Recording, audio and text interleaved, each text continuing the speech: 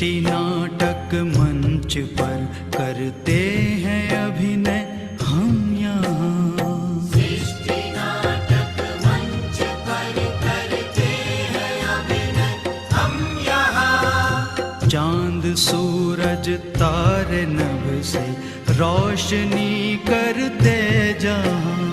चांद सूरज तारे नभ से रोशनी करते जहाँ। जय पराजय सुख दुख ये खेल लगते सारे हैं। जय पराजय सुख दुख ये खेल लगते सारे हैं। खेल लगते सारे हैं।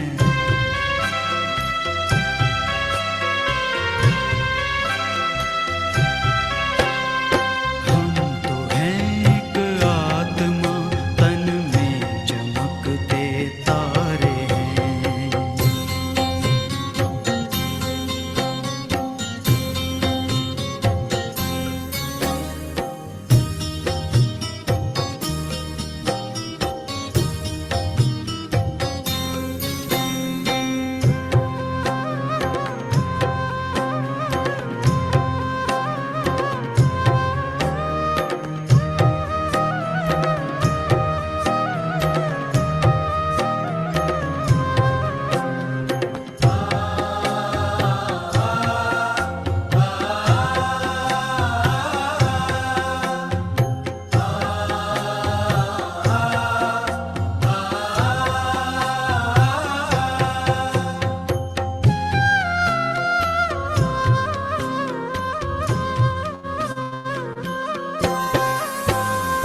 कर्म ही पूजा हमारी और सेवा साधना। कर्म ही पूजा हमारी और सेवा साधना। सांसों को प्रभु में लगाए रखना है आराधना। सांसों को प्रभु में लगाए रखना है आराधना। याचना क्या प्रार्थना क्या प्रभु जो सब कुछ वारे हैं। याचना क्या प्रार्थना क्या प्रभु जो सब कुछ वारे हैं। प्रभु जो सब कुछ वारे हैं।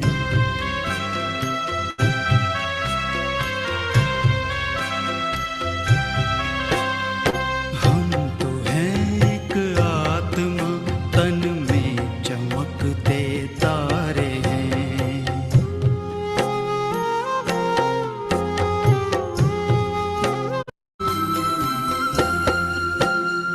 कर्म योगी साथ प्रभु के खेल जग का खेलना। कर्म योगी साथ प्रभु के खेल जग का खेलना। और फिर हो कर के साक्षी कर्म अपने देखना। और फिर हो करके साक्षी कर्म अपने देखना। खिल रहे हम कमल जैसे सबसे न्यारे न्यारे हैं। खिल रहे हम कमल जैसे सबसे न्यारे न्यारे हैं। सबसे न्यारे न्यारे हैं।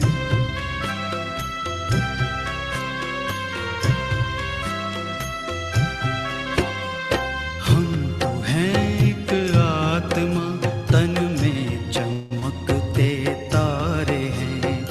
परम प्यारे प्रभु पिता को हम तो अतिशय प्यारे हैं। परम प्यारे प्रभु पिता को हम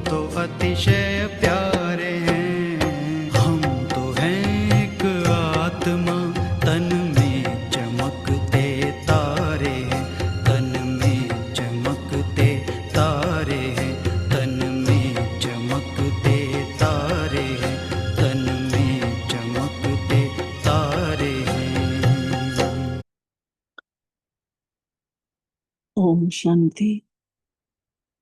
मां आत्मा चमकीलो सितारो पंहिंजे शरीर जे अंदरि फील कयूं। मां हिन शरीर में केतिरनि सालनि खां हिन निरड़ ते वेठल आहियां। पंहिंजो रोल ॾाढी बख़ूबी सां परमात्मा खे यादि कंदे हुए निभायां थी। महसूस कयूं इहो रोल निभाईंदे निभाईंदे पंहिंजे पाण खे विसरी था वञूं।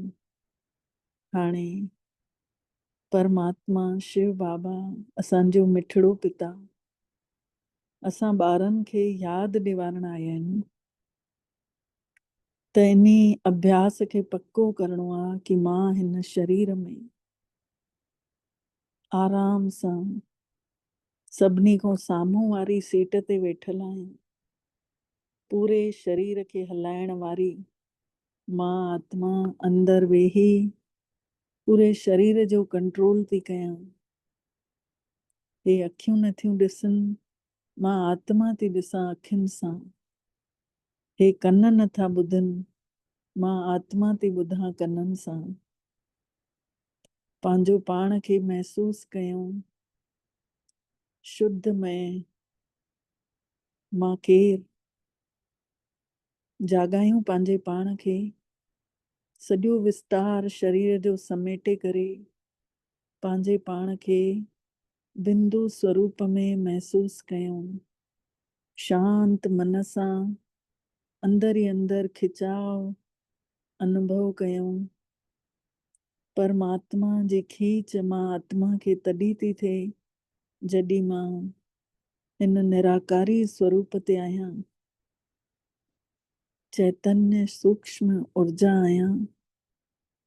पंहिंजो पाण खे महसूस थी कयां निराकार परम पिता परमात्मा जी मां ॿार आहियां। महसूस कयूं भॻवान जो खिचाव मां आत्मा खे हिकु मिंट बि हेठि नथो रहण ॾे। धीरे धीरे मां आत्मा खिचदी परमात्मा जे प्यार में उॾरदी वञां थी। पंहिंजे मिठड़े बाबल वटि, पंहिंजे मिठड़े घर में, जाते न ॻाल्हाइण ॿोलाइण आहे, न कोई बोझ आहे, न कोई खेल आहे। जाते शांत अवस्था आहे, जाते आराम जी अवस्था आहे। हिकदम प्रकाशवान संसार मां रिचार्ज थी करे रिफ्रेश थी करे परमात्मा पिता जी याद में मोटां थी हेठि निरड़ ते वेही अची हिन शरीर में मां आत्मा हिननि कननि सां मिठड़ा बाबल जा मिठड़ा महावाक्य ॿुधां थी। अॼु जी वाणी आहे 27 अगस्त 2025 जी। अॼु बाबल मिठड़े चयो अथऊं, मिठड़ा ॿार पंहिंजी सतो प्रधान सचाईअ जी ऊंची अवस्था ताईं तक़दीर ठाहिण जे लाइ यादि में रहण जी खोड़ महिनत कयो, ॾाढी महिनत कयो। पंहिंजो भाग्य पाण जे हथ में आहे। जेतिरो चाहियूं हिन महिल पंहिंजो भाग्य पाण ठाहे सघंदा आहियूं। छड़ो हिकु ॻाल्हि यादि हुजे कि हमेशह कि भई मां आत्मा आहियां। त भॻवान खां मिठड़े बाबल खां पूरो पूरो वरसो वठिणो आहे। अॼु जो बाबा प्रश्न पुछनि था, ॿारनि खे यादि जो चार्ट रखणु मुश्किल छो लॻंदो आहे? ॿारनि खे यादि जो चार्ट रखणु मुश्किल छो लॻंदो आहे? त बाबा ही उत्तर ॾियनि था, छो कि केतिरा ॿार यादि खे सही नमूने सम्झनि कोन था। वेहनि था यादि में ऐं ॿुधी हेॾे होॾे भटकेनि थी पई। ॿुधी शांति नथी हुजेनि। वेहनि था यादि करणु पर ॿुधी जेका आहे हिकु हंधि एकाग्र नथी थियनि, पोइ वरी वातावरण खे ख़राब था करनि, अंदर में ॿियूं ॿियूं ॻाल्हियूं सोचनि था, यादि थियनि ई नथी त चार्ट कीअं लिखंदा, यादि कनि ई नथा भॻवान खे। ऐं यादि बि तॾहिं रहंदी न जॾहिं असांजी ॿुधी सॼो ॾींहुं हेॾो होॾो जी ॻाल्हियुनि में न हूंदी, जॾहिं असांजी ॿुधी हिक में अटकियल हूंदी, हिक जूं ॻाल्हियूं ॿुधंदासीं, हिक खे ई प्यार कंदासीं, सभु रिश्ता नाता उन्ही सां महसूस कंदासीं। अगरि कोई कूड़ो चार्ट लिखे थो त बाबा चवनि था उन्हनि खे ॾाढी सजा मिलंदी, छोकी सचो पीउ आहे न, निराकार परमात्मा सचो आहे, उन खे सच सच ॿुधाइण सां उहो ख़ुशि थींदो आहे। अॼु जो गीत आहे तकदीर जॻाए करे आई आहियां, ओम शांति। रूहानी ॿारनि खे वरी बि रूहानी बाबो रोज रोज सम्झाणी ॾियनि था कि जेतिरो थी सघेव पंहिंजो पाण खे आत्मा सम्झो, पंहिंजो पाण खे आत्मा निश्चय कयो ऐं परमात्मा खे यादि कयो, छो कि तव्हां ॼाणियो था कि असां हुन बेहद जे बाबे खां, परम पिता परमात्मा आहे सभिनी आत्माउनि जो पीउ, त उन्ही पिता खां असां सुख बि कहिड़ो था वठूं, अनलिमिटेड, जेको गिनतीअ जो सुख कोन्हे, बेहद जो सुख वठूं था। ऐं असांजी तकदीर हिन महिल भाग्य ठहंदो थो वञे, भॻवानु आयो आहे असांजो भाग्य ठाहिण, बेहद जो सुख ॾियण ऐं असांखे ताक़त भरण। त अहिड़े पिता खे ज़रूरु यादि करणु घुरिजे, जेको बाबो पंहिंजे लाइ कुझु नथो सोचे, सभु कुझु पंहिंजे ॿारनि लाइ, त अहिड़े पीउ खे केतिरो न यादि करणु घुरिजे। पवित्र ऐं सतो प्रधान ठहण जे बिना तकदीर ठही न सघंदी, जेसीं ताईं असां सभु पवित्र न ठहंदासीं, आत्म स्वरूप में न टिकंदासीं, सच्चाईअ सां न हलंदासीं, तेसीं ताईं असांजो भाग्य ठही न सघंदो। इहो त सुठे नमूने यादि करे वठूं।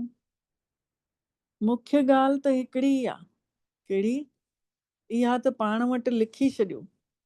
माण्हू ॿाह ते नालो लिखंदा आहिनि न, अॼुकल्ह टैटू छपराईंदा आहिनि न, त बाबा चवनि था तव्हां बि लिखी छॾियो कि मां आत्मा आहियां। असां बि लिखी छॾियऊं कि भई मां आत्मा आहियां। असांजो कम वारो छोकिरो आहे, रोटी ठाहींदो आहे, त उहो ज्ञान में बि न हलंदो आहे, लेकिन उन निराकार परमात्मा जो टैटू ठाराए छॾियो अथई ऐं उन में हेठि लिखाए छॾियो अथई ओम शांति। भले सम्झ कुझु कान अथसि, लेकिन ॾिसो उन जी भावना केॾी अंदर ई अंदर वेहिजेसि थी पई। त बाबा चवनि था ॿाहुनि ते माण्हू नाला लिखाराइनि था न, त तव्हां बि लिखवाए छॾियो कि मां आत्मा आहियां। त बेहद जे बाबे खां असां सभु पंहिंजो वरसो वठूं था, पंहिंजो हक़ वठूंसि था, छोकी माया विसारे थी छॾे। इन करे लिखियल आहे, लिखियल हूंदो अगरि ॿाह ते टैटू ई ठहियल हूंदो त कि भई मां आत्मा आहियां, त घड़ी घड़ी यादि पवंदो न। माण्हू त ओम जो या श्री कृष्ण जो चित्र बि लॻाईंदा आहिनि यादि करण जे करे, गद्दीअ जे अॻितो ई लॻाए वेहंदा आहिनि दुकाननि में, ॾिसो कि असांखे यादि हुजे। इहा त थी, हीअ जेका यादि आहे परमात्मा जी, नए खां नई यादि आहे, इहा छड़ो बेहद जो बाबो ई सम्झाणी ॾियनि था। इन्हीअ सम्झण सां असां सौभाग्यशाली त छा, पदमा पदम भाग्यशाली ठहूं था। इहो सम्झण सां असां सौभाग्यशाली त छा, सौभाग्यशाली माने सौभाग्य, ऐं पदमा पदम भाग्यशाली मतिलबु हर क़दम में असांजा भाग्य ठहे थो। त परमात्मा खे न सुञाणण जे करे, उन खे यादि न करण जे करे माण्हू ख़ाली थी विया आहिनि, आत्माऊं हिन संसार में ख़ाली थी वियूं आहिनि। हिकिड़ो ई बाबो आहे जेको हमेशह जे लाइ जीवन खे सुखी ठाहिण आयो आहे। भले यादि बि कनि था, पर ॼाणनि त बिल्कुलु बि कोन था। विलायत वारा बि कण कण में सभिनी में भॻवानु चवणु, इहो सभु भारत वारनि खां ई सिखिया आहिनि। विदेशी बि अगरि चवनि था न कि सभ में भॻवानु आहे, त बाबा चवनि था इहो जन भारत वारनि खां ई सिखिया आहिनि। भारत जी अवस्था हेठि किरी त सभु देश बि किरिया, छोकी ज़िम्मेदार त भारत ई आहे पंहिंजे पाण खे केरण जे लाइ ऐं सभिनी खे केराइण लाइ। इन करे परमात्मा चवनि था मां बि हिते अची करे भारत खे ई स्वर्ग सुख शांति वारो सचखंड ठाहियां थो पियो। सचा माण्हू हिन संसार में बाबा ॿुधाइनि था अहिड़ो स्वर्ग ठाहिण वारे जी केतिरी निंदा करे छॾी अथऊं। जेको बाबो आयो आहे स्वर्ग ठाहिण, उन जी केॾी ग्लानी करे छॾी अथऊं, निंदा करे छॾी अथऊं, विसरी विया आहिनि। इन करे लिखियल आहे जॾहिं जॾहिं इन संसार में धर्म जी ग्लानी थींदी तॾहिं तॾहिं मां अची करे अवतार वठंदुमि। इन जो अर्थ बि परमात्मा ई सम्झाणी ॾियनि था। बलिहारी त उन हिकु भॻवान जी आहे न। हिन महिल असां ई ॿार ॼाणियूं था कि बाबो अचे थो ज़रूर, शिवरात्रि बि मल्हाइनि था, पर शिवरात्रि जो क़दुरु बिल्कुल बि कोन अथनि। शिवरात्रि मल्हाइनि था पर शिवरात्रि जो क़दुरु त हिकदमि ई कान अथनि। तव्हां ॿार सम्झो था कि ज़रूर शिव हिते धरतीअ ते अची थी विया, इन करे उन जी जनम ॾींहुं मल्हाइनि था। सतयुग जा आदि सनातन देवियूं देवता धर्म ठाहिण वारो त उहो शिव परमात्मा ई आहे न। ॿिया त सभु ॼाणनि था कि असांजो धर्म फलाणे फलाणे समय ते ठहियो वियो आहे। उन जे पहिरियों आहे ही देवी देवता धर्म। जेके धर्म ॿियनि जा स्थापन थियनि था उन खां पहिरियों त सतयुग त्रेता में त देवी देवता धर्म ई आहे। उन खे बिल्कुल बि नथा ॼाणनि कि हे धर्म काॾे गुम थी वियो। हिन महिल बाबो अची करे असां आत्माउनि खे सम्झाइनि था परमात्मा ई सभिनी खां ऊचो आहे, ॿियो कंहिंजी अहिड़ी महिमा आहे ई कान। धर्म स्थापकनि जी महिमा छा थींदी। बाबा चवनि था जेके धर्म स्थापक ठाहिण वारा आहिनि, जेके इब्राहिम आहे, बुद्ध आहे या गुरु नानक आहे, उन जी महिमा छा हूंदी जेतिरी परमात्मा जी महिमा आहे। ॾिसो सिख धर्म वारा मुसलमाननि खे थोरी मञींदा, या मुसलमान वरी क्रिश्चियननि खे थोरी मञींदा, ऐं अंदर ई अंदर सभु ॼणा हिकु परमात्मा खे त मञनि था न। छोकी बाबो ई पवित्र संसार खे ठाहिण लाइ अपवित्र संसार जो ख़ात्मो कराइनि था ऐं तव्हांखे माया खां जीत पाराइनि था। इहो ई बेहद जी ॻाल्हि अथव। इहा हिकु धर्म हिकु पंथ जी ॻाल्हि कोन्हे, सभिनी आत्माउनि खे ठाहिनि था।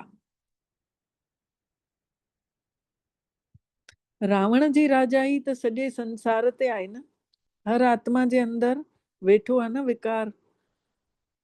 हद जी लंका उन जी ॻाल्हि कोन्हे इहा जेका ॾेखाई वई आहे। इहा त हार जीत जी कहाणी सॼे भारत जी आहे। चवंदा आहिनि न भारत वरी भरपूर ठहंदो, कोई नहीं कमी होगी, हीरों से आकाश भरा, मोती से भरी जमी होगी। इहो गानो कीअं ठाहियो वियो आहे। मोती माने शांति जो प्रतीक आहे न मोती। त हिन संसार में जंहिंखे जंहिंखे ज्ञान मिलंदो वञे थो उहा आत्मा शांत स्वरूप थी थींदी वञे। हीरो सा आकाश भरा मतलब बाक़ी आत्माऊं मथे परम धाम में उन आकाश में। बाबा चवनि था बाक़ी त बाई प्लाट आहिनि। भारत में ही डबल सिर ताज ऐं सिंगल ताज राजाऊं ठहनि था। डबल सिर ताज मतलब हिकु त लाइट जो ताज, ॿियो मुकुट ताज। ॿिया जेके बि वॾे वॾा बादशाह थी करे विया आहिनि, कंहिंजे बि मथां लाइट जो ताज त न हूंदो आहे न, छड़ो देवी देवताउनि जे मथां ई हूंदो आहे। ॿिया केॾा बि वॾे खां वॾा राजाऊं महाराजाऊं थी विया, त लाइट जो ताज त छड़ो देवी देवताउनि जे मथां आहे न। ऐं देवी देवताऊं त वरी बि स्वर्ग जा मालिक आहिनि न, हुया न। त हाणे शिव बाबा खे चयो ई वेंदो आहे परम पिता परमात्मा पतित पावन। पतित आत्माउनि खे पावन ठाहिण वारो, त हिननि खे लाइट काॾों ॾींदो? लाइट त तॾहिं ॾे जॾहिं बिना लाइट वारा पतित बि हुजनि। छड़ो सतयुग में त कोई पतित आहे ई कान, ऐं उहो कॾहिं बि बिना लाइट वारो थींदो ई कान्हे। पाण शिव बाबा जेको आहे बिना लाइट वारो त हूंदो ई कान्हे। बिंदीअ जे मथां लाइट ॾेई बि कीअं सघंदा? उहो त थी नथो सघे। ॾींहों ॾियारी तव्हांखे ॾाढियूं गहरियूं गहरियूं ॻाल्हियूं पाण परमात्मा पिता शिव बाबा सम्झाणी ॾींदे रहनि था। हाणे जेको जेतिरो ॿुद्धीअ में विहारे सघे। मुख्य त अथव ही यादि जी यात्रा। इन में माया जा ॾाढा विघ्न पवनि था। भले कंहिंजे यादि जे चार्ट में 50%, कंहिंजे में 60% बि लिखनि था, पर सम्झनि कोन था कि यादि जी यात्रा कंहिंखे चयो वेंबो आहे। पुछंदा रहनि था, बाबा चवनि था पुछंदा रहनि था कि हिन ॻाल्हि खे कीअं यादि कयूं। वॾी मुश्किल आहे। तव्हां हिते 10-15 मिंट वेहो था, उन में बि जांच त कयो यादि में सुठे नमूने हुयव 10-15 मिंट बि। घणा ई अहिड़ा आहिनि जेके यादि में रही नथा सघनि। पोइ वरी जेके घर जूं ॻाल्हियूं या कंहिंजी पुराणो क्रोध जी ॻाल्हि, कंहिंजी दुख जी ॻाल्हि यादि अचे थी अगरि योग महिल, त वातावरण ई ख़राब थो थी वञे। पोइ वरी ॿिए खे बि उहे वाइब्रेशन वेंदा आहिनि, पोइ उन जे बि मन में उहो हलणु लॻंदो आहे। ॾिसंदा हूंदव न सभा में, हिकिड़े खे निंड ईंदी आहे, वरी ॿिए खे बि अचणु लॻंदी आहे, वरी टियों उबासी ॾींदव। ईअं छो थींदो आहे? छोकी वाइब्रेशन फैलनि था। त बाबा चवनि था पंहिंजे पाण खे जांच कयो। 10-15 मिंट बि वेहो था त यादि में सुठे नमूने हुजो था। घणा ई अहिड़ा आहिनि जेके यादि में ई नथा रही सघनि, पोइ वातावरण खे ख़राब था करनि। घणा ई अहिड़ा आहिनि जेके यादि में न हुजण जे करे विघ्न बि विझनि था, लुड़ कंदा आहिनि। पाण खे यादि पतो कोन अथनि कीअं कजे, ऐं ॿिए खे खणी हर हर लोॾे वेंदा या ॻाल्हाईंदा। सॼो ॾींहुं ॿुधी उन्हनि जी ॿाहिरि भटकंदी रहंदी आहे। सो हिते पोइ थोरी देरि लाइ ईंदा त कीअं शांति थी वेंदनि? इहा त सम्झण जी ॻाल्हि आहे। इन करे उहे यादि जो चार्ट बि नथा रखी सघनि, ऐं कूड़ लिखण सां त अञा ई सजाऊं खाइणियूं पवंदनि। अगरि कोई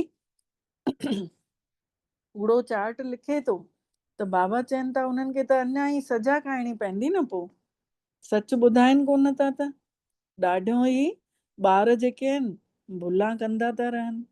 पोइ वरी चवंदा आहिनि भोले जो भॻवानु आहे, करनि पाण था, बार बार कनि था, पोइ चवंदा आहिनि भोले जो भॻवानु आहे।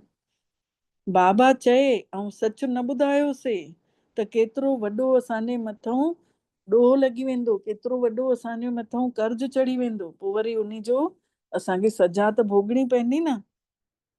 केतिरो बि वॾो असां गंदो कमु कयो हूंदोसीं, लेकिन तॾहिं बि सच ॿुधाइण में त लॼ ईंदी आहे न।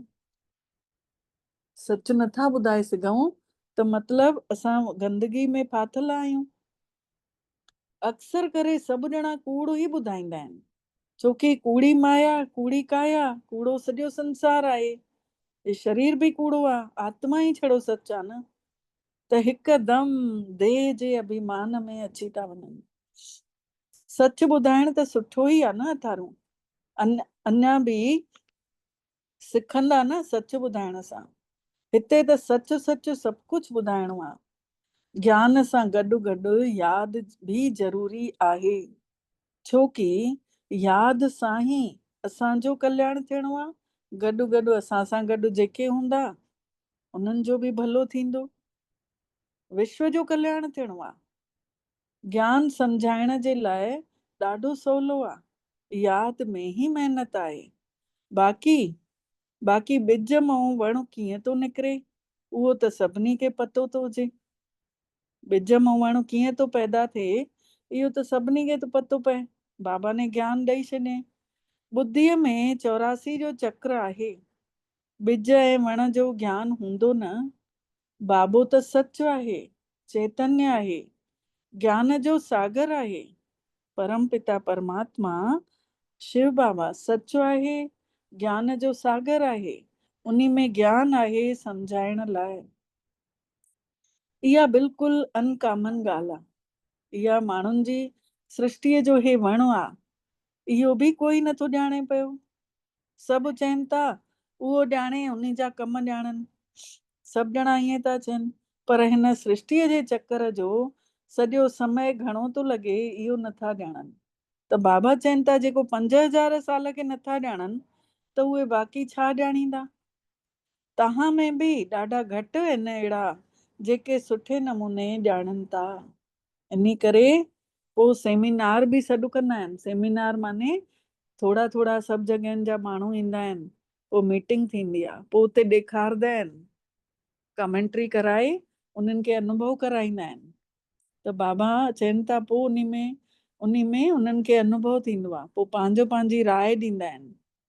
सलाह त कोई बि ॾेई सघंदो आहे न, ईअं थोरी की जंहिंजा नाला आहिनि उन्हनि खे ई सलाह ॾियणी आहे, ॿियनि खे न ॾियणी आहे।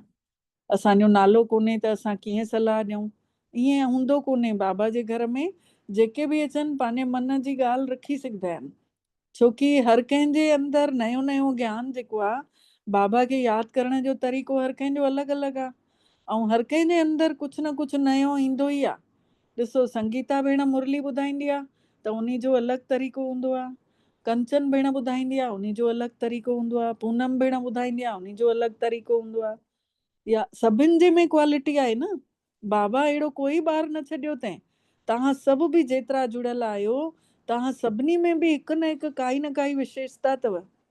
जेका विशेषता अथव उन विशेषता खे असांखे निखारणो आहे, उन खे ई असांखे अॻिते वधाइणो आहे। ईअं कोई आहे कोन संसार में जंहिंखे ज्ञान मिलियो हुजे, बाबा मिलियो हुजे ऐं उहो पंहिंजी सलाह नथो ॾेई सघे, ईअं थी नथो सघे।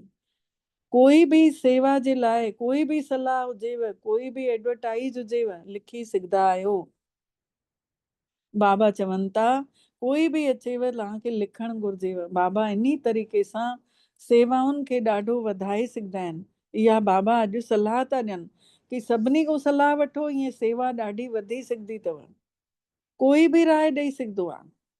ॾिसंदव कहिड़े कहिड़े तरीक़े जी सलाह ॾिनी अथऊं, पाण ई पंहिंजो जंहिं महिल हर कंहिंजी सलाह अची वेंदी, हाणे कुसुम भेण पंहिंजे तरीक़े सां कुझु सलाह ॾींदी, कोई ॿियो पंहिंजे तरीक़े सां, त ईअं छा थींदो, हर कंहिंजी सलाह ईंदी, जंहिंजो नयो तरीक़ो लॻंदो, जंहिंजे में अञा ज़्यादा यादि ठहिरी सघे, त उन जो माण्हू खे अञा अॻिते वधाइण जो मौक़ो मिलंदो।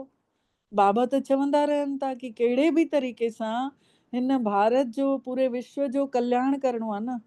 सभिनी ताईं इहो पैगाम पहुची वञे कि भॻवानु हिन धरती ते अची चुकियो आहे ऐं तव्हां सभु आत्माऊं आहियो। सभु ॼणा शरीर न आहियूं, आत्माऊं आहियूं। पाण में वीचार त कढूं। बाबा चवनि था पाण में वीचार त कढो, लिखी करे मोकिलियो। माया ने सभिनी खे सुम्हाए छॾियो अथई, निंड में अची विया आहिनि सभु ॼणा, जीते जी बि निंड में आहिनि, सुम्हाए छॾियो अथई। त बाबा अचनि था जॾहिं मौत साम्हूं हुजे थी। हाणे बाबा चवनि था सभिनि जी अवस्था वाणी खां परे, शांत अवस्था। पढ़ो न पढ़ो, हर कंहिंखे वञिणो त आहे ज़रूर, तयारी करे चाहे न करे, पर हिते नयो संसार त परमात्मा आयो आहे ठाहिण, त उहो त ठहंदो ज़रूर। त सुठा सुठा ॿार जेके आहिनि उन्हनि खे पंहिंजी तयारी करणी घुरिजे।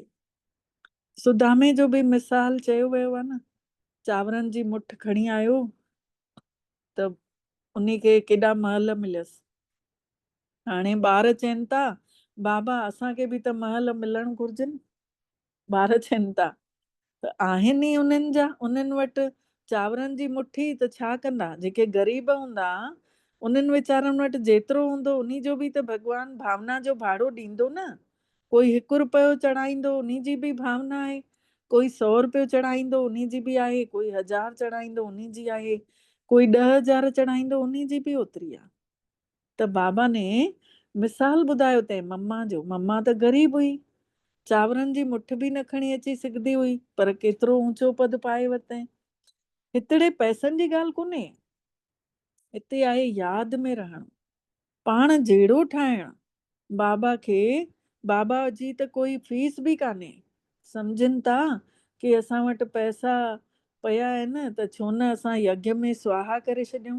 जेके पुराणा ॿार आहिनि जेके सम्झ में अची वियो आहे कि ये पैसो दुनिया में वेंदो त विकारनि में वेंदो ऐं हिन यज्ञ में वेंदो त सकार तो थींदो, विनाश त थियणो ई आहे, सभु व्यर्थ थी वेंदो, इन खां सुठो कुझु सफल त करे वठूं। बाबा चवनि था हर हिकु माण्हू कुझु न कुझु दान पुण्य ज़रूर कंदा आहिनि, हर हिकु माण्हू। उहे आहिनि पाप आत्माउनि जो, पाप आत्माउनि खे दान करणु ऐं पुण्य जमा करणु सम्झनि था असांजो पुण्य जमा थिए, करनि था, पाप आत्माऊं ही कनि था, पाप आत्माउनि खे ई ॾियनि था। कल्ह की ट्रोडियूं जी मुरली में बाबा ने चयो आहे न, श्राद्ध खाराइनि था, ब्राह्मण ईंदो आहे ऐं उन खे खाराईंदा आहिनि, पोइ उहा आत्मा अची खाई वई छा, ॿिए शरीर में हली वई हुई, उहा हुतां शरीर छॾे हली आई, पोइ अची करे इहा रोटी खाई वेंदी, सम्झण वारी ॻाल्हि आहे। पर बाबा चवनि था कि इहो दान करण बि इहो कोन्हे कि वेस्ट थी वेंदो, इहो बि थोरे समय जो फल ज़रूर ॾींदो आहे। सम्झो कोई अगरि कॉलेज ठाराए थो, पैसा घणा अथनि, कोई मान लो धर्मशाला ठाराए थो, कंहिंखे मकान सुठो मिलंदो रहण लाइ, पोइ जेको धर्मशाला ठाराईंदो उन खे अॻिले जन्म में मकान सुठो मिलंदो रहण लाइ। ऐं कोई कॉलेज थो ठाराए त सम्झो उन जी ॿुद्धि घणी खुलंदी, उहो होशियारु थींदो पढ़ाईअ में। पर वरी बि बीमारियूं त थियनि ई थियूं न, सम्झो कंहिं अगरि हॉस्पिटल ठाही हूंदी त वरी उन खे तंदुरुस्ती सुठी रहंदी, पर उन्हनि सां सभु मनोकामनाऊं त सिद्ध न थींदियूं न, सभु मन जूं इच्छाऊं त पूरियूं न थींदियूं न। बीमार माण्हू हलो स्वस्थ आहे, बाक़ी इच्छाऊं त पूरियूं नथियूं थियनि। हिते त सभिनी आत्माउनि जो पिता परमात्मा जेको असांजी हर इच्छा खे अहिड़ो पूरो थो करे छॾे कि असांखे इच्छा रहिजी नथी वञे। हाणे त चाह गई चिंता मिटी, मनवा बेपरवा, जाको कछु न चाहिए सो शहनशाह। हाणे त असांजी काई इच्छा ई कोन्हे न कि कुझु खपे, असां त पंहिंजो पाण में ई बादशाह थी विया आहियूं न, जंहिंखे कुझु खपे ई कान त उहो वॾो में वॾो शहनशाह त उहो ई आहे न। त तव्हां ठहो था पवित्र, सभु पैसा संसार खे पवित्र ठाहिण में लॻाइण ॾाढो सुठो अथव। मुक्ति ऐं जीवन मुक्ति ॾियो मिले बि थी, सो बि थोरे समय जे लाइ। सभु चवनि था हाणे शांती कीअं मिले, शांती कीअं मिले, हूअं त शांती धाम में मिलंदी आहे। सतयुग में हिकु धर्म हुजण जे करे उते अशांती हूंदी ई कान्हे, अशांती थींदी आहे रावण जी राजाईअ में। ॻाईंदा बि आहिनि न, राम राजा राम प्रजा राम साहूकार है, बसे नगरी जिए दाता धर्म का उपकार है। जाते आत्मा रूपी राम सम्झूं था, सॼी प्रजा बि जाते राम सम्झे थी, पंहिंजो पाण खे आत्मा सम्झे थी। राम साहूकार है, जेके दुकानदार आहिनि उहे बि पंहिंजो पाण खे आत्मा राम महसूस था करनि। बसे नगरी जिए दाता धर्म का उपकार है, धर्म माने धारणा कयल अथनि आत्मा स्वरूप जी, त उन्हनि सॼे संसार जो ई उपकार आहे। उहो ई सतयुगी संसार आहे, उहो ई अमरलोक चवराइजंदो। उते अमरलोक में मरण जो अखर ई न हूंदो आहे। हिते त ॾिसो अचानक वेठे वेठे मरनि था पिया, त हिन खे मृत्युलोक ऐं हुनखे अमरलोक चयो वेंदो आहे। उते मरण थींदो ई कान्हे, पुराणो हिकु शरीर छॾे पोइ वरी ॿार ठहंदा आहियूं, रोग उते थींदो ई कान्हे। रोग शोक दुख सभु नाश, केतिरो फ़ाइदो ई फ़ाइदो आहे। भॻवान जी हिकु आज्ञा ते हलण सां असां केतिरा श्रेष्ठ ठही था वञूं, एवर हेल्दी था ठही वञूं। त अहिड़ा रूहानी सेंटर खुलणु घुरिजनि न, जाते आत्मा जो ज्ञान मिले, जाते परमात्मा जो सम्झ मिले, परिचय मिले। थोरड़ा बि अगरि ईंदा त घटि थोड़ी आहिनि, घटि आहिनि छा? अगरि काथे खुले तो ॿ चारि ॼणा बि अचनि था त सम्झो सुठो अथव। हिन महिल कोई बि माण्हू हिन संसार जे ड्रामे खे घणे हज़ारे साले जो आहे नथा ॼाणनि। पुछंदव कि तव्हांखे वरी हे कंहिं सेखारियो अथव? अड़े असांखे ॿुधाइण वारो त परम पिता परमात्मा आहे। हेतिरा ढेर ब्रह्मा कुमार ब्रह्मा कुमारियूं आहिनि, शिव बाबा जा ॿार आहिनि सभु, प्रजापिता ब्रह्मा जा बि ॿार आहियो। इहा जेका मानवता आहे, इहा great great grandfather Brahma Baba ॾों मिली। इन्ही सां ही असां पूरा बीके निकितासीं। बिरादरियूं जीअं थींदियूं आहिनि न, असां में बि देवी देवताउनि जो कुल जेको आहे सभिनी खे सुख ॾियण वारो कुल आहे। चईंदा आहिनि न, आपे करे सो देवता। जेको पंहिंजो पाण करे ॾेखारे सम्झो उहो देवता घराने जो आहे। ऐं जेको चवण सां करे, कहने से करे सो मनुष्य, साधारण इंसान। जेको चवण सां चयो मञे, ऐं जेको चवण सां बि न मञे, उन्ही खे छा चईंदा आहियूं? उहो सम्झी वञे कि मां केरु आहियां। त बाबा चवनि था कि तव्हां सुख ॾियण वारा आहियो न, देवताई कुल जा। हिते तव्हां सुठे में सुठा था ठहो, पोइ उते वञी राजा ई कयो था। इहो कंहिंजी बि ॿुद्धीअ में वेहे नथो पियो। इहो बि ॿारनि खे सम्झायो वियो आहे कि देवताउनि जा पेर हिन महिल हिन गंदी दुनिया में, जंहिंमें विकारी दुनिया में त अची नथा सघनि, कोई बि संपूर्ण देवता हिन विकारी संसार में पेर न रखी सघंदो। जीअं ॾेखारींदा आहिनि न कि जड़ चित्र आहिनि न देवता, उन्हनि जी परछाई थी सघंदी आहे।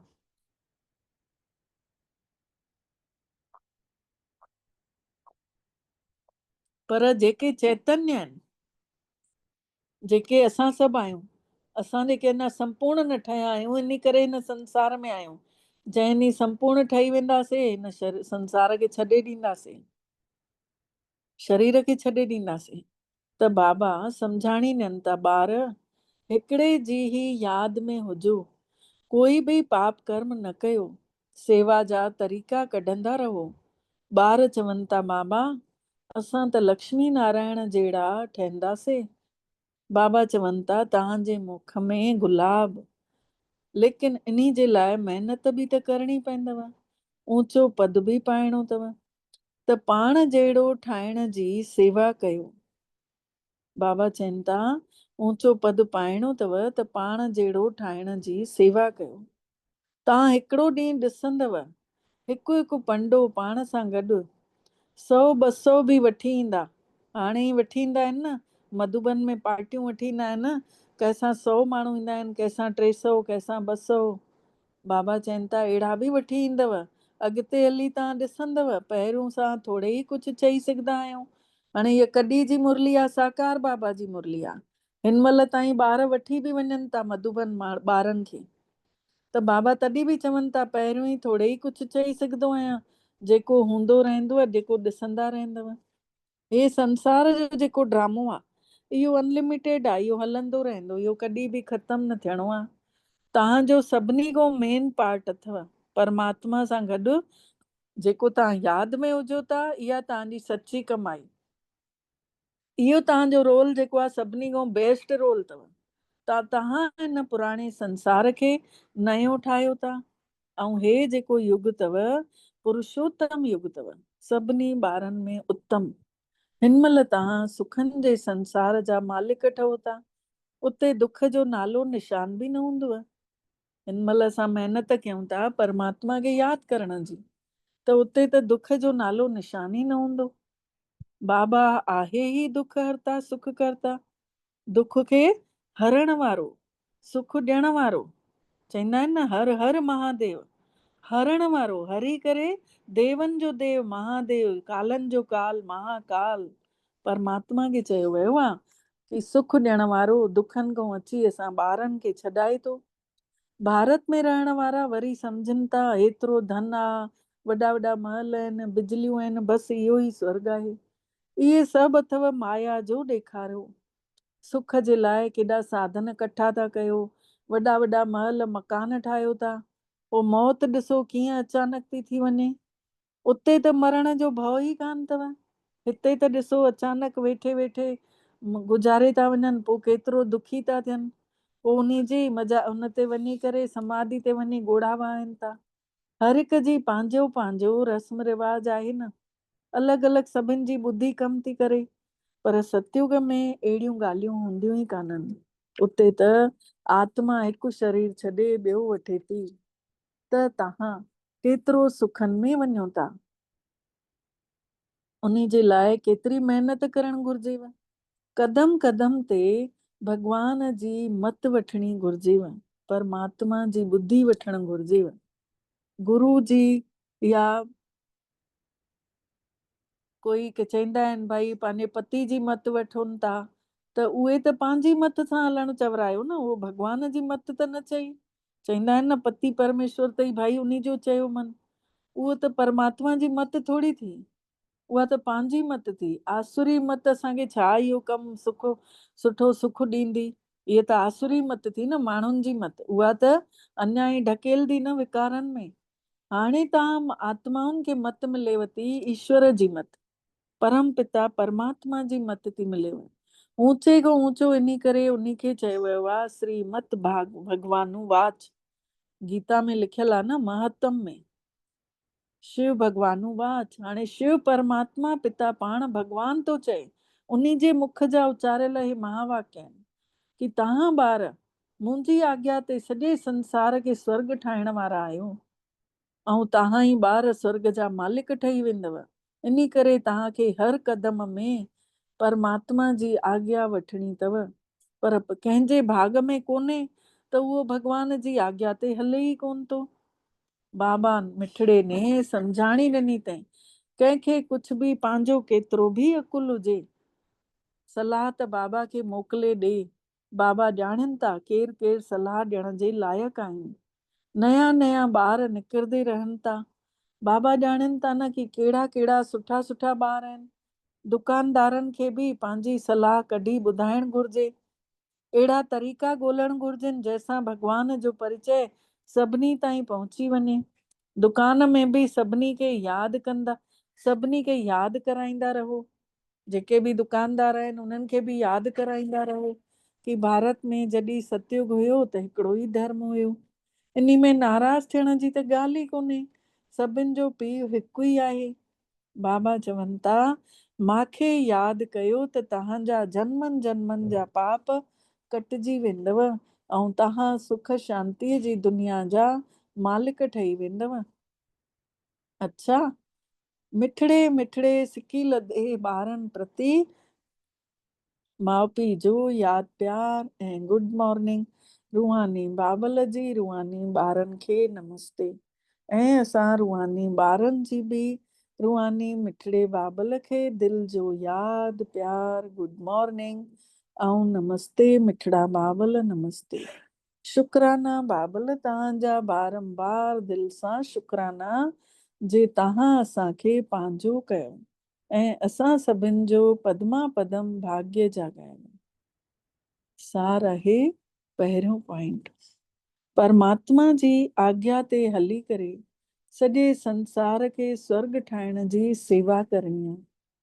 भॻवान जी आज्ञा ते हली सॼे संसार खे स्वर्ग ठाहिण जी सेवा करणी आहे, सुख शांती आणण जी।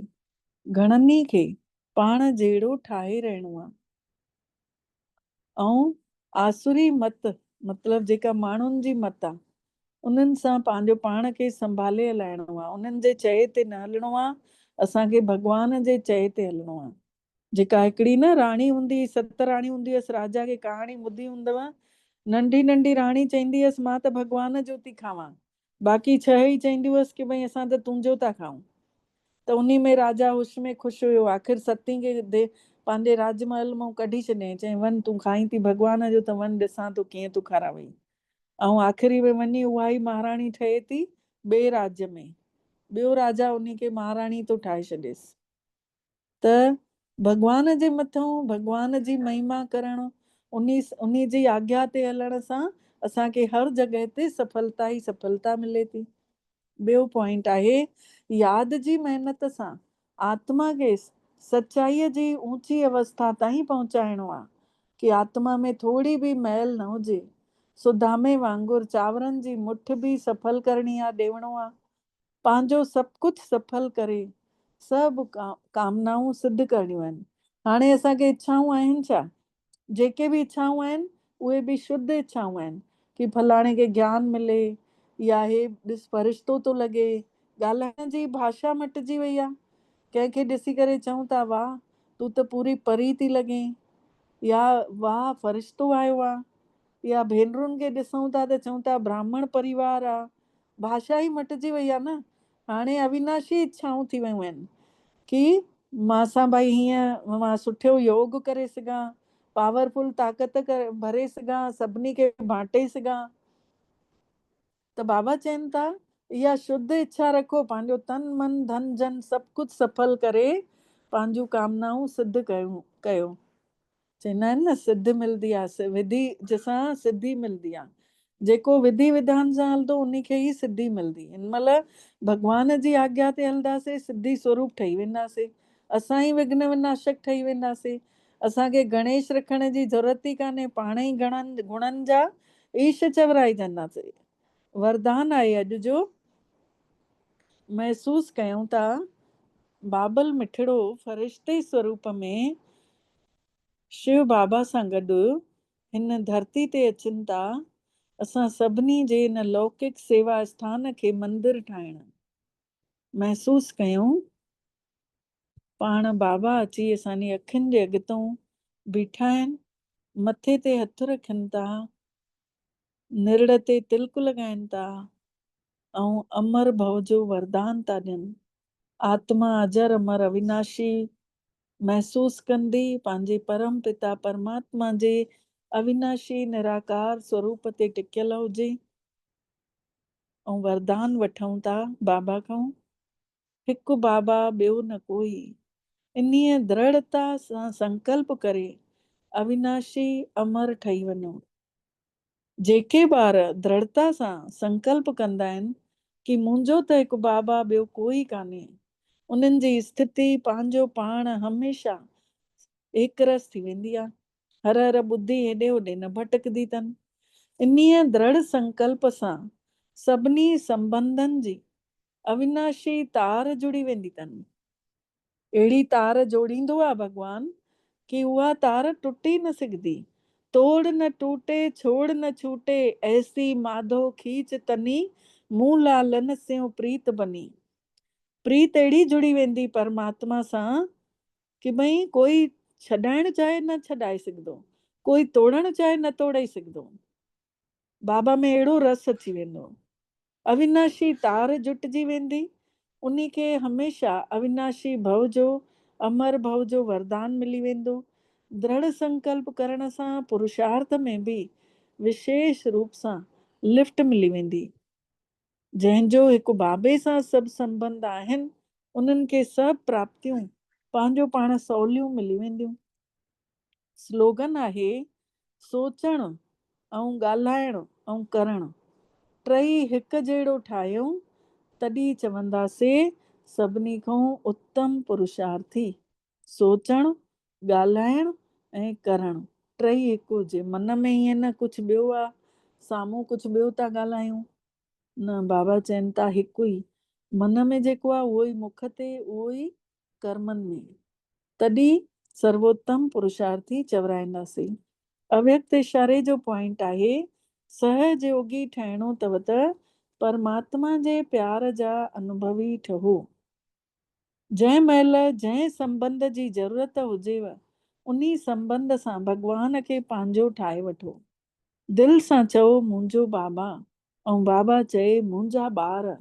बसि उन्हीअ स्नेह में, उन्हीअ सचे प्यार में बाबे सां गॾु समाइजी वञो। इहो ई सचो प्यार तव्हांजी छत्र छाया ठही कमु कंदव। इन्ही जे अंदरि माया अची न सघंदव। इहो ई तव्हांखे सहजयोगी ठहण जो साधन अथव। अच्छा, ओम शांति। महसूस कयूं मां आत्मा पंहिंजे घर में वञण लाइ उतावली पई आहियां।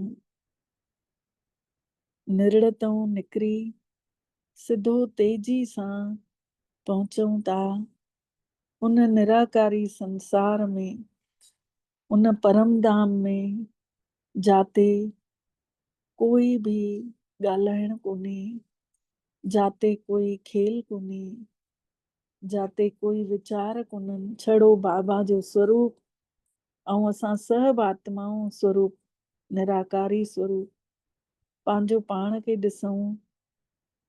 निराकार शिव बाबा जे साम्हूं हली पाण सभु स्टेचू बिंदियूं बिंदियूं चारों तरफ़ बीठा आहियूं। बाबा जे वातावरण में उन्ही जे प्यार जूं किरणां असां सभिनी खे अंदर ताईं छुआइजनि थियूं पयूं। महसूस कयूं मन ई मन हिक ई आवाज निकिरे थी, बाबा बाबा ऐं बाबा। केतिरा सुठा हे क्षण आहिनि। पंहिंजे इन्हीअ पोजीशन में पाण सभु स्थिर थी विया आहियूं। बाबा जे स्वरूप जी किरणनि मां पाण सभिनी खे बाबा सनानु था कराइनि। असां सभिनि जो मन भरपूर थो थींदो वञे। भगवान जो सुनहरो प्रकाश असां आत्माउनि खे अंदर ई अंदर शक्तिशाली ठाहे थो। मन जा बोझ सभु हल्का थी विया। आत्मा जे अंदरों जी निगेटिविटी ख़तम थी वई। भगवान जी छाप लॻी वई। आत्मा रिफ्रेश थी वई। परमात्मा जो प्रकाश आत्मा जे अंदर समाइजे थो। गहराई सां महसूस कयूं था। मां आत्मा केतिरी सूक्ष्म आहियां। परमात्मा जो प्रकाश मुंहिंजे जन्मनि जन्मनि जो बोझ ख़तम थो कंदो वञे। मां आत्मा प्योर थींदी थी वञा, सतो प्रधान पंहिंजी ओरिजिनल क्वालिटी में ईंदी थी वञा पई। महसूस कयूं बाबा जूं पवित्र किरणां असां सभिनी खे अंदर ई अंदर प्रकाशित थियूं कंदियूं वञनि। भगवान जे प्रकाश में असां आत्माऊं भिॼंदे था वञूं। केतिरा सुहिणा हे पल आहिनि जंहिंमें सभु कुझु हल्को थी वियो। बसि मां और मुंहिंजो बाबा ऐं बाबा जूं शक्तिशाली किरणां महसूस कयूं था। केतिरा जन्म पाण पंहिंजो रोल निभाईंदे निभाईंदे थकिजी पिया हुयासीं। हाणे पाण परम पिता परमात्मा ने असां आत्माउनि खे संसार खां डिटैच करे शक्ति स्वरूप में टिकाए रखियो अथई। वापसि असांखे रिचार्ज करे रहिया आहिनि। भगवान जी हिकु हिकु किरण, हिकु हिकु सुनहरो प्रकाश असांखे वापसि जन्मनि जन्मनि जो थकु ख़तम थी कंदी वञनि। जन्मनि जन्मनि जी प्यास मिटदी थी वञे। अधूरोपन ख़तम थी वियो। मां आत्मा शांत पवित्र बंधन मुक्त महसूस थी कयां। शक्तियूं ई शक्तियूं मां आत्मा जे अंदर केतिरा मस्त किरणां आनंद जूं प्यार जूं पवित्रता जूं मां आत्मा खे अंदर ई अंदर मन जी बैटरी चार्ज थी थिए। पूरी तरह सां निराकारी अवस्था में निराकार परम पिता परमात्मा जे प्यार में मगन था थींदा वञूं। लवलीन अवस्था, न कुझु ॾिसण में अचे न कुझु ॿुधण में अचे। बसि अंदर ई अंदर हिकिड़ो ई शब्द गूंजे थो, बाबा बाबा बाबा। मुंहिंजे मन में राम, तन में राम, रोम रोम में बाबा रे। नाम सिमर ले ध्यान लगा ले, छोड़ जगत के काम रे। बसि इन्हीअ अवस्था में ॿुॾल पिया हुजऊं, कोई बि सोच न हले। बसि इहो प्रकाश ई प्रकाश असां आत्माउनि खे हीलिंग कंदो थो वञे। भगवान जो प्रकाश असां आत्माउनि खे ताक़त भरे छॾी अथई। धीरे धीरे पाण सभु आत्माऊं मथों प्रकाशित थी करे मोटऊं था हेठि। महसूस कयूं गहराई सां धीरे धीरे उन्हीअ ई शरीर में वञी निरड़ ते अची करे वेही रहूं था। ऐं वेहंदे सां ई आत्मा जो किरणा पूरे अंदर रोम रोम में, चेहरे ते अंदर, दिमाग में, गले में, पेट ते, पेरनि में, पूरी बॉडी जे अंदरों जी अपवित्रता सभु निकिरी निकिरी करे पवित्रता में बदिलजंदी थी वञे। मुंहिंजो सॼो शरीर साफ़ स्वच्छ पवित्र थी चुकियो आहे। निरंतर परमात्मा जी सुंदर किरणनि सां भरिजी चुकियो आहे। केतिरा सुहिणा हे खुशनसीबी जा क्षण आहिनि जंहिंमें बाबा जी उपस्थिति महसूस थी थिए। उन्ही जो प्रकाश सच्चाईअ सां असांजे सचे स्वरूप खे जाॻाए थो। महसूस था कयूं आत्मा पंहिंजे प्रति जागरूक थी वई आहे। बाबा बि असां आत्माउनि जे मथां ध्यानु ॾेई वेठा आहिनि। बसि इन्हीअ क्षण में इहो ई अनुभव कंदे रहूं। ऐं असांजे अंदरि जंहिं महिल इहो हल्कोपन थो अची वञे, परमात्मा जो प्रकाश थो भरिजी वञे, त सॼी प्रकृति ॾे बि इहे सभु बोझ ख़तम था थियनि। प्रकृति जा 5 ई तत्व हल्का था थियनि। हर हिकु आत्मा किरणनि सां सनानु थी करे पूरो संसार ई पवित्र ठहंदो थो वञे। दुनिया जी हिकु हिकु आत्मा साक्षी थी करे हर हिकु सीन खे ॾिसे थी। सॼो विश्व जो ग्लोब धोपजंदो थो वञे, प्रकाश सां भरजंदो थो वञे। महसूस कयूं आत्मा जा बोझ हल्का थी विया। सॼे संसार में पवित्रता ही पवित्रता जूं किरणा भरिजी वयूं।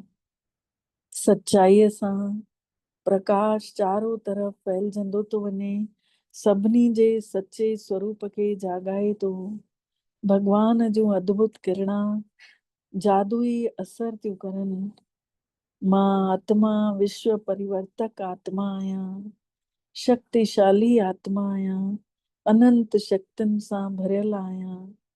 मां महान ऐं दिव्य आत्मा आहियां। महसूस कयूं अंदर ई अंदर असांजो साधारणता ख़तम थी करे देवताई गुण भरिजी चुकिया आहिनि।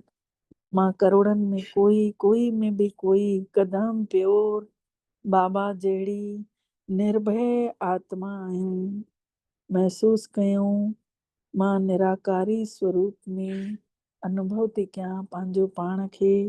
ऐं मिठड़े बाबल खे शुकराना चऊं था दिलि सां। बाबा तव्हांजा बारंबार पदम पदम गुणा शुकराना जी तव्हां असांखे अहिड़ो अनुभव करायव, असां सभिनी खे पंहिंजो ठाहियव। ओम शांति, ओम शांति, ओम शांति। तव्हां सभिनी ब्राह्मण परिवार जा बि शुकराना। सभिनी खे ओम शांति। हाणे अव्यक्त वाणी जो चैप्टर आहे इहो 2 तारीख़ जी मुरली आहे, जंहिंमें की 2 फरवरी 69 जी मुरली आहे, जंहिंमें बाबा हिकु मुख्य शिक्षा ॿारनि जे लाइ ॾियनि था कि हाणे सेवा त करणी ई आहे। इहो त सभिनी ॿारनि जी ॿुद्धीअ में लक्ष्य बि आहे, उद्देश्य बि आहे सभिनी खे। ऐं उन लक्ष्य खे पूरो बि कंदासीं, छोकी रखियो अथसीं त उन जा लक्षण बि ईंदा ई ईंदा। लेकिन बाबा चवनि था कि इन्हीअ जेको उद्देश्य रखियो अथव इन खे पूरो करण लाइ विच में हिकिड़ो मुख्य विघ्न ईंदो ज़रूरु। उहो कहिड़ो पतो अथव? पतो अथव उहो कहिड़ो विघ्न ईंदो आहे? मुख्य विघ्न सेवा करण में कहिड़ो ईंदो आहे? सभिनी जे अॻितो न ईंदो, लेकिन घणनि ई जे अॻितो ईंदो। उहो कहिड़ो विघ्न आहे? बाबा पहिरियों सां ई ॿुधाए छॾनि था। सेवा कंदे कंदे इहो ध्यान में रखंजो कि मां कई या मां ई इहा करे सघंदी आहियां। मतलब इहो मांपन जेको आयो इन्ही खे ई चइबो आहे ज्ञान जो अभिमान, बुद्धीअ जो अभिमान, सेवा जो अभिमान। मां कयो मतलब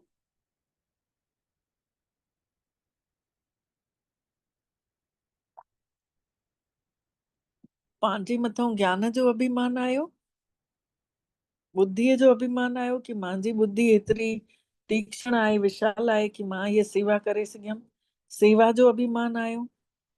इन्हनि टिनी रूपनि में अॻिते हली विघ्न ईंदव ज़रूर, लेकिन पहिरियों साईं इन्ही मुख्य विघ्न खे अचण न ॾियणो आहे। इन्ही जे लाइ हमेशह हिकिड़ो शब्द यादि रखिणो आहे कि माखे बाबा ने निमित्त ठाहियो अथई।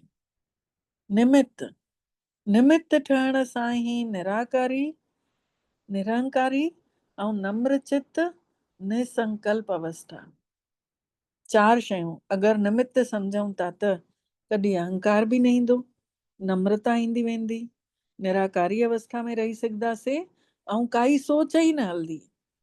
काई सोच न हलंदी त असां भॻवान खे वणंदासीं, छोकी गीता में लिखियो अथई, इहा ॻाल्हि ज़रूरु सच आहे।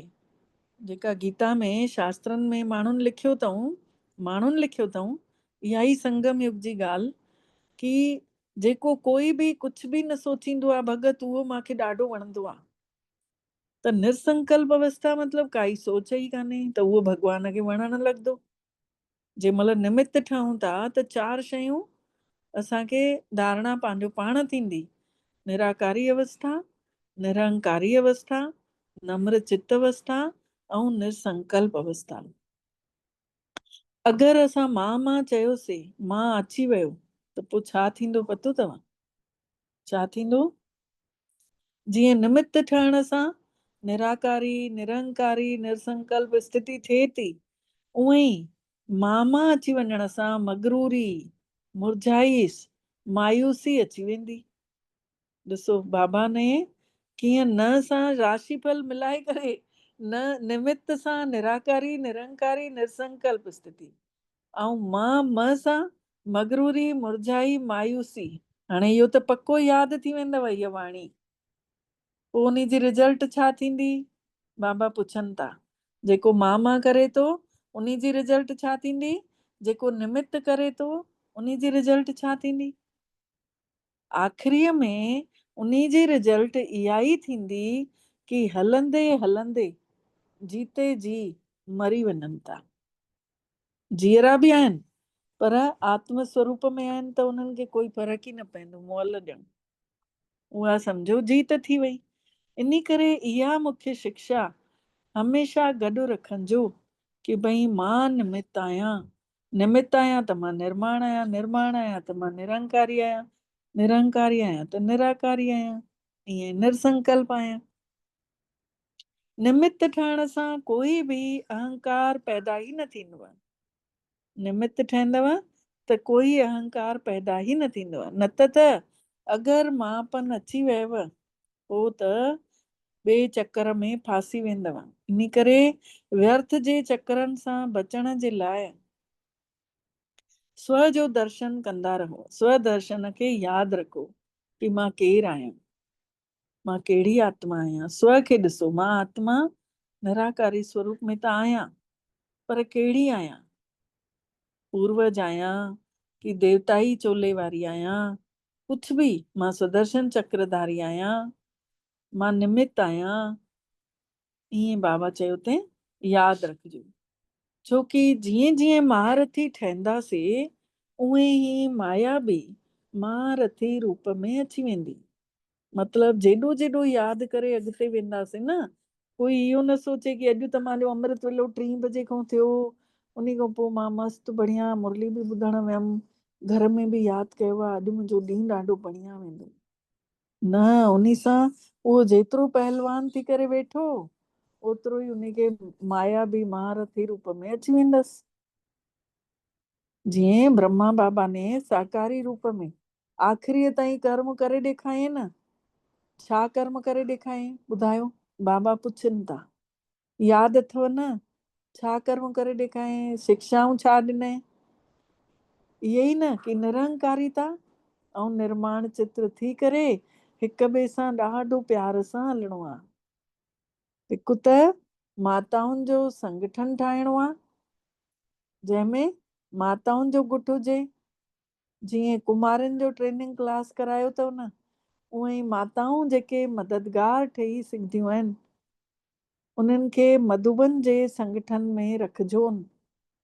पहिरियों माताउनि खे न मधुबन में न रखंदा हुया, ऐं बाबा चयो अथनि त पोइ तॾहिं खां वठी रखण लॻा आहिनि। कुमारनि सां गॾु माताउनि जो बि संगठन हुजेव।